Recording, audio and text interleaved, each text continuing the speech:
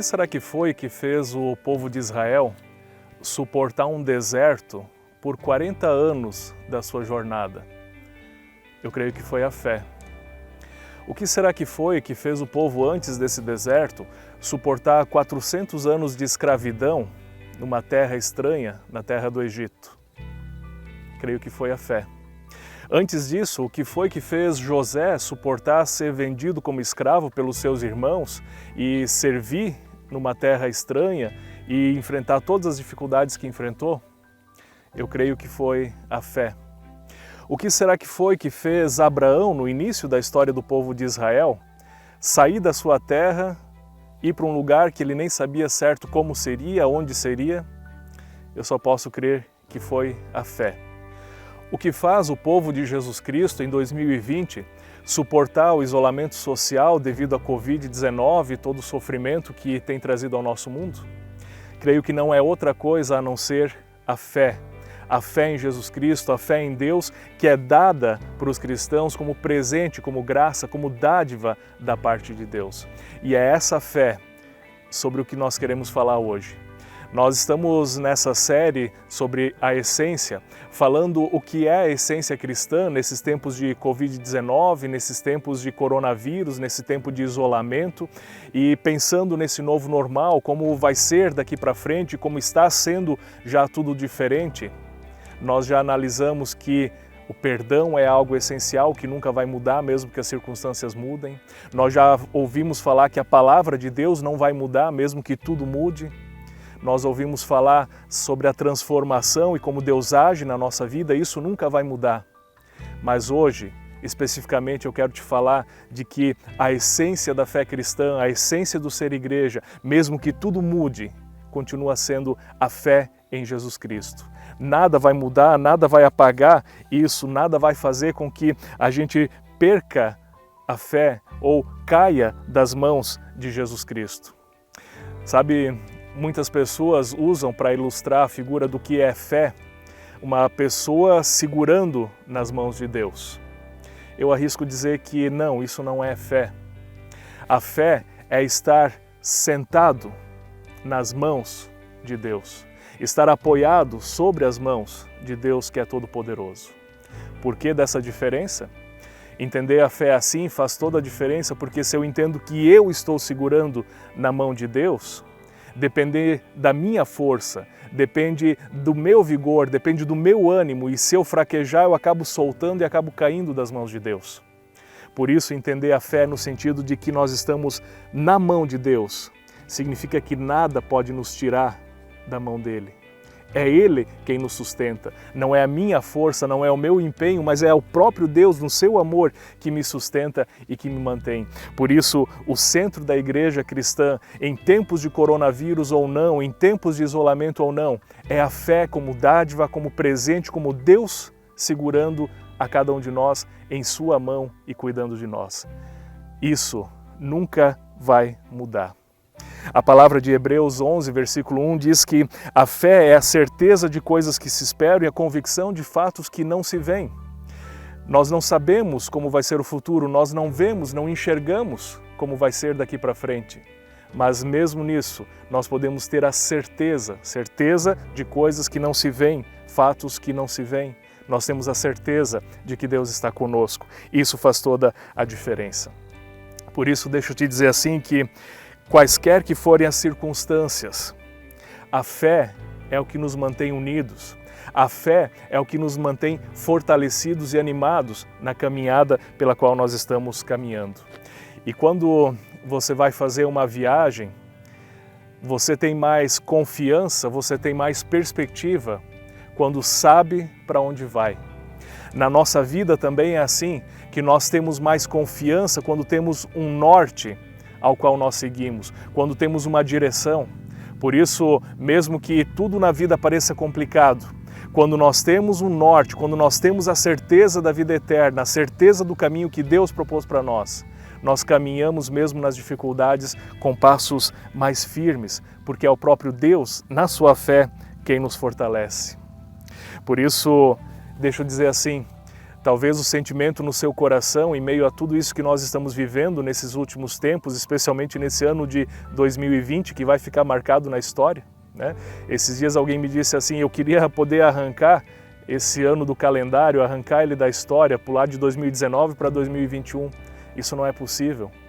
Mas em meio a tudo isso que nós estamos passando, deixa eu te dizer, nós não estamos vagando à deriva como que no mar revolto, mas Deus nos está segurando pela mão e isso nos faz ficar firmes. Por isso a palavra bíblica que eu quero compartilhar contigo hoje é de Romanos, a carta que o apóstolo Paulo escreveu aos cristãos que moravam na cidade de Roma, no capítulo 8. Eu vou ler alguns versículos e vou explicando, vou falando, interpretando na medida que eu for lendo esses versículos. No versículo 18 de Romanos, capítulo 8, diz assim: porque para mim tenho por certo que os sofrimentos do tempo presente, olha só, Paulo escreveu aqui isso quase 2000 anos atrás, os sofrimentos do tempo presente não podem ser comparados à glória que em nós será revelada. Por mais que nós estejamos sofrendo nesse tempo, nada se compara àquilo que nos espera, ao norte que nos guia quando nós chegarmos, à glória que nos está preparada. Por isso, deixa eu te dizer assim, meu amigo, minha amiga, nessa vida tudo passa, também os sofrimentos passam, também as dificuldades pelas quais nós estamos passando, elas passam. Eu não sei como vai ser depois, não sei que dificuldades nós enfrentaremos depois, mas eu tenho a certeza de que passa. E independente como será no futuro, Deus está conosco. Por isso esse versículo nos anima dizendo que a glória está certa, a glória nos está prometida. E você pode sim entender esse versículo de duas maneiras. Você pode entender essa glória no presente e no futuro. Já agora, mas também ainda não no futuro. Por um lado, nós podemos ver que Deus promete a sua presença gloriosa conosco já agora, em meio ao sofrimento. E quando eu digo que isso tudo passa, significa dizer que Deus está conosco prometendo as suas bênçãos já agora. Isso nós podemos chamar de glória.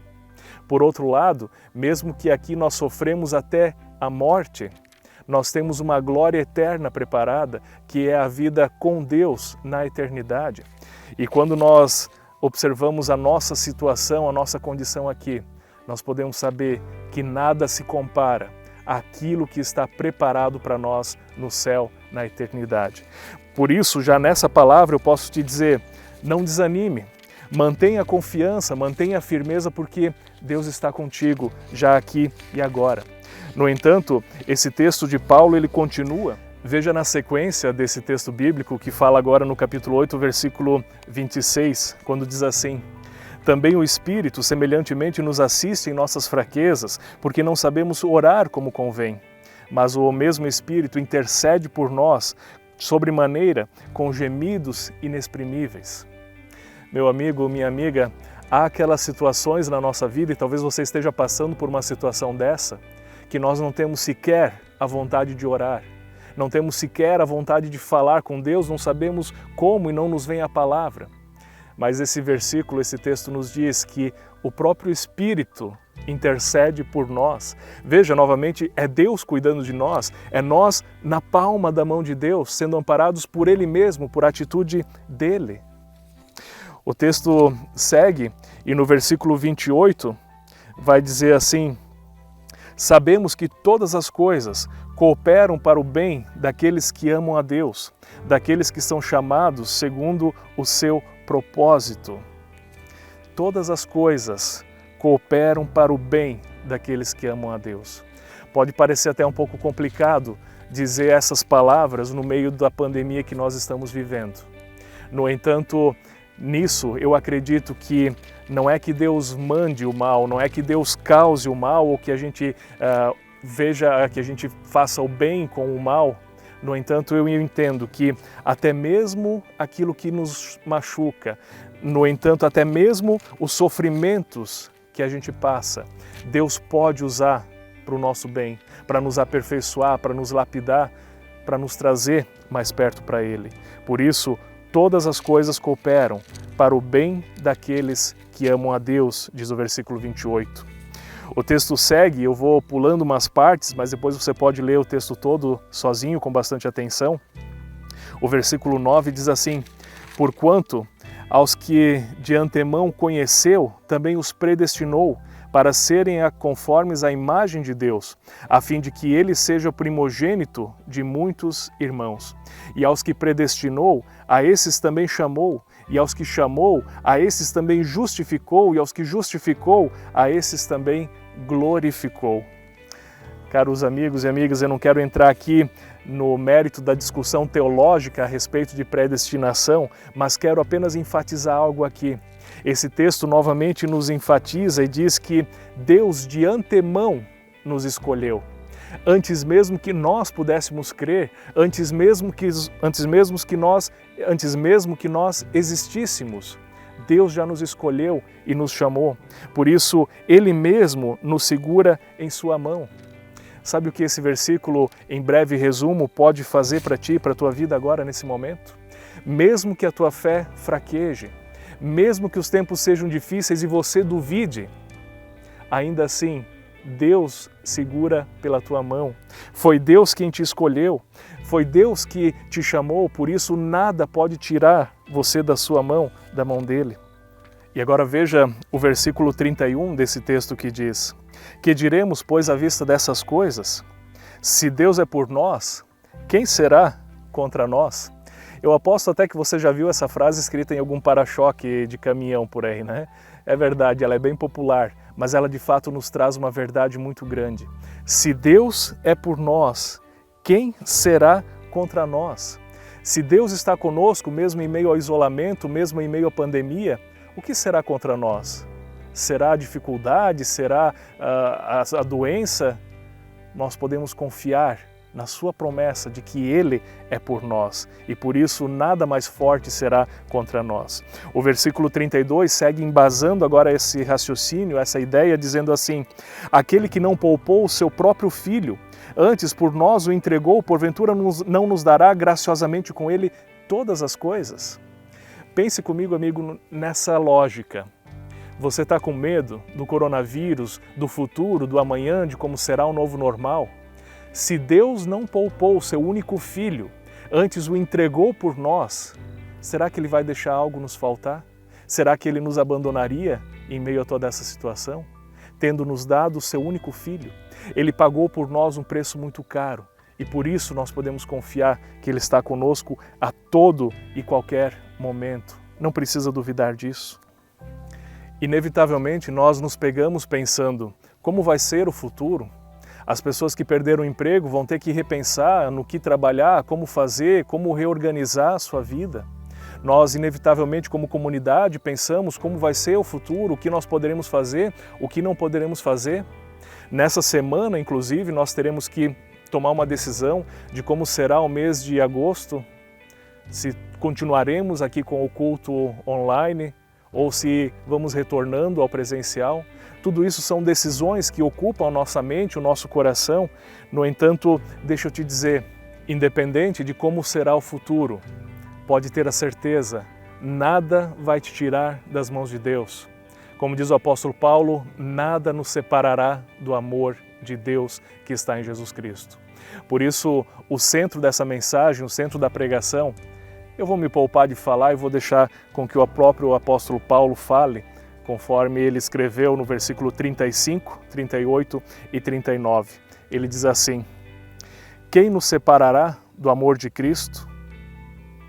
Será tribulação, ou angústia, ou perseguição, ou fome, ou nudez, ou perigo, ou espada?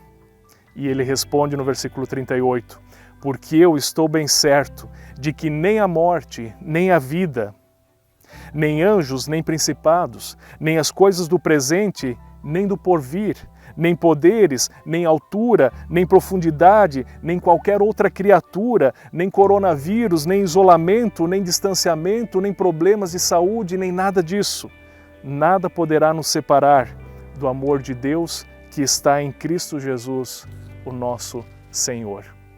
Fique firme nessa palavra, que mesmo que o novo normal nos seja muito surpreendente ou muito confuso, a essência continua sendo a fé.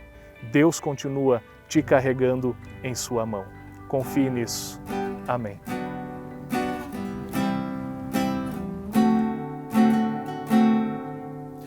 Quem nos separará? O amor de Cristo.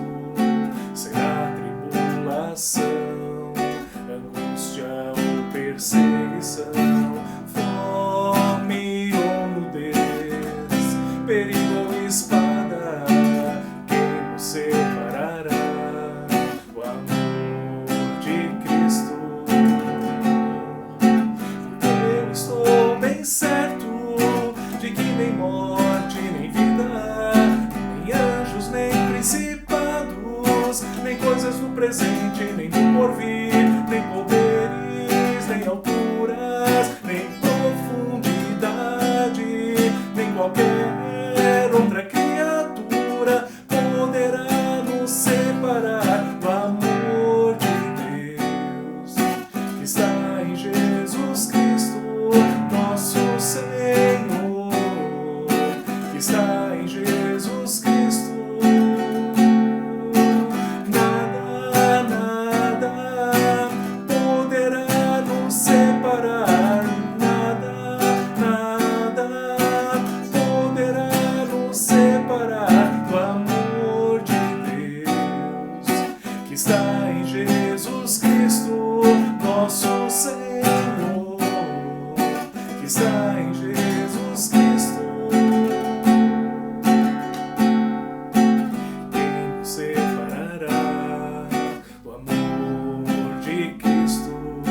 Será tribulação, angústia ou perseguição, fome ou nudez, perigo ou espada. Quem nos separará do amor de Cristo? Porque eu estou bem certo de que nem morte, nem vida, nem anjos, nem principados, nem coisas do presente, nem do porvir, nem poderes, nem alturas, nem profundidade, nem qualquer outra criatura poderá nos separar do amor de Deus que está em Jesus Cristo, nosso Senhor, que está em Jesus Cristo. Nada poderá nos separar, oh, nada poderá nos separar do amor de Deus que está em Jesus Cristo, nosso Senhor, que está em Jesus Cristo. Nada poderá nos separar do amor de Deus que está em Jesus Cristo, nosso Senhor, que está em Jesus Cristo. Nada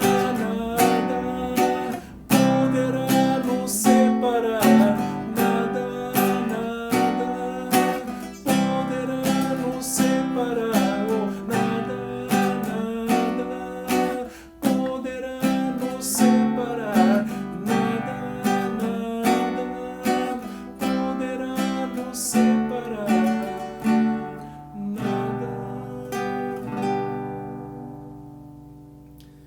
nada pode nos separar do amor de Deus que está em Jesus Cristo.